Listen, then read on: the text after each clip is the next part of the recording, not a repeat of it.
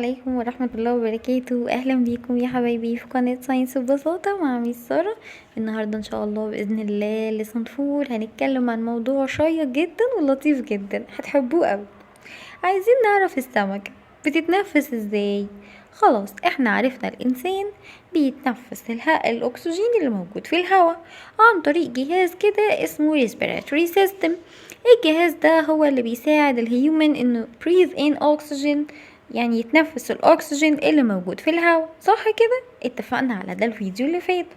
طب يا ترى بقى السمكة اللي موجودة في المية بتتنفس ازاي؟ ولا هل هي مش بتتنفس اصلا؟ طب هل هي اللي بتتنفسه ده اكسجين ولا حاجة تانية؟ بصوا، السمكة فعلا بتاخد اكسجين زي الهيومن بالظبط، ولكن هي بتاخد الاكسجين اللي بيكون dissolved in water. يعني ايه؟ يعني بتاخد الاكسجين اللي دايب في المية مش الاكسجين اللي في الهواء. تمام. يا ترى يا ميس هي بتاخده بالنوز بتاعتها وبيدخل على اللونجز زي ما قلنا كده في الهيومن؟ لا، السمكة بتاخد الأكسجين عن طريق حاجة اسمها الجلز.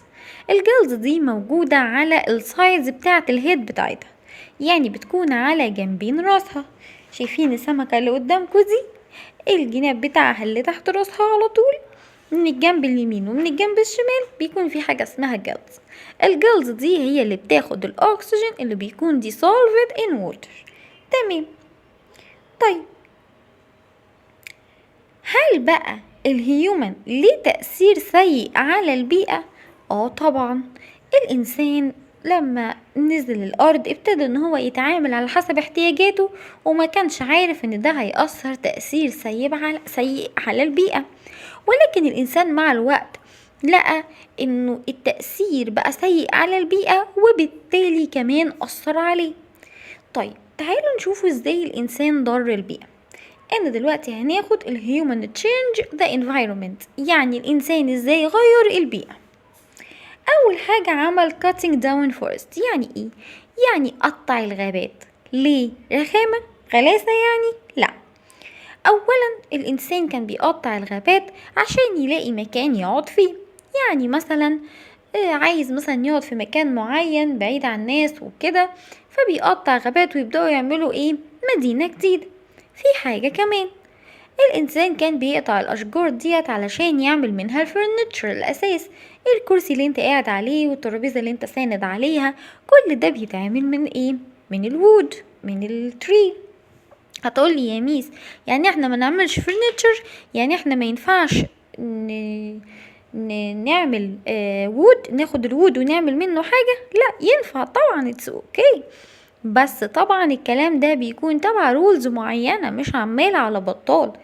تمام. طيب، تاني حاجة بقى الإنسان عمل clearing lands. يعني ايه؟ يعني عمل تحرية للأراضي الزراعية. يعني يبقى عنده أرض زراعية جميلة بتطلع خضار وفاكهة، يقوم جاي شايل الزرع ده ويبني بيت عشان يقعد فيه. طب ايه كمان الإنسان عمله؟ building communities instead of grassland. يعني ايه؟ ابتدينا نهتم اكتر ان احنا نبني مجتمعات ومباني كبيرة وابراج طويلة جدا، قد ما نقدر بقى نطول براحتنا ونعلي براحتنا، مش مشكلة. المهم ان احنا نبني communities، نبني مجتمعات. بس نسينا خالص الجراسلاند، الارض الزراعية. ما بقاش هم الانسان انه يزرع ارض قد ما همه انه يبني عمارة. طيب ايه كمان؟ introducing new animals and plants in the ecosystem. يعني ايه؟ يعني بقينا نجيب كائنات ما كانتش موجودة في النظام البيئي واحنا ندخلها على النظام البيئي. يعني مثلا صحراء يكون فيها كائنات عادي عايشة بس ما فيهاش لعن، ما فيهاش اسد، احنا بقى ندخل عليها الاسد. طب ما ده حاجة غلط. طبعا غلط، ما كانش موجود يبقى ملوش لازمة. تمام. ايه كمان تأثير الانسان؟ الاير pollution، تلوث الهواء. وده طبعا ناتج من الفاكتوريز، من المصانع ومن الكورز، من العربيات، الدخان اللي بيطلع منها دوت. طيب ايه كمان؟ الواتر pollution، تلوث المياه.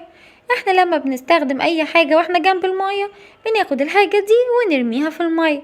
مش انت طبعا، انا بتكلم على الانسان النوتي اللي مش نضيف، لكن انت انسان نضيف عارف ان كل حاجة لازم تترمي في مكانها. طيب يا ترى ده أثر على الإنسان يعني؟ مهم قوي كده؟ طبعا. تعالوا نشوف ازاي الهيومن اكتيفيتيز دي affect human، يعني ازاي النشاطات بتاعته دي اثرت عليه هو شخصيا.